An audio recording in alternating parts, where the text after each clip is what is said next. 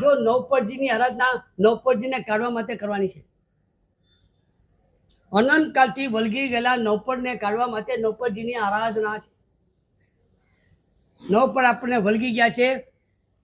શબ્દ, રૂપ, રસ, ગંધ, સ્પર્શ, આ 5 ઇન્દ્રિયો અને 5 ઇન્દ્રિયના વિષયો: ક્રોધ, માન, માયા, લોભ, વિષય અને કસાય.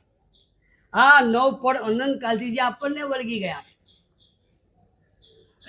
આ નવપરને કાઢવા માટે નવપરની આરાધના છે.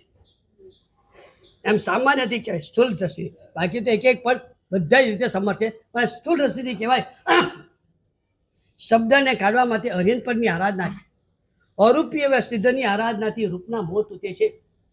શીલની સુવાસ જેમને પ્રાપ્ત કરી એવા આચાર્યની આરાધનાથી ગંધ સંબંધી તમામ દોષો દૂર થાય છે.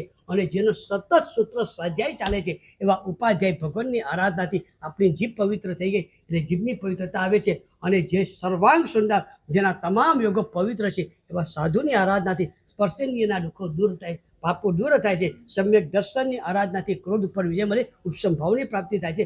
સમ્યક જ્ઞાનની આરાધના કરવાથી જીવ નમ્ર અને વિનીત થાય છે, એટલે વિનય ધર્મ પ્રાપ્ત કરે છે. માન કસાય જાય છે. ચારિત્ર પદ એમાં જ છે, માયાનો જોઈએ. ચારિત્ર માયાની ભૂમિકાથી આપણને દૂર કરે છે, માયા ખતમ કરે છે. અને તપ, ઈચ્છા નિરોધ એ તપ છે. તપ કરો, તમારો લોક કાબૂમાં આવી જાય છે. નવપદની આરાધના નવપદને તાળવા, 5 વિષય અને 4 કસાય. આ નવપદ જીવને અનંતકાળથી વળગી ગયા છે. અને આ મહાબ્રહ્માંડ છે.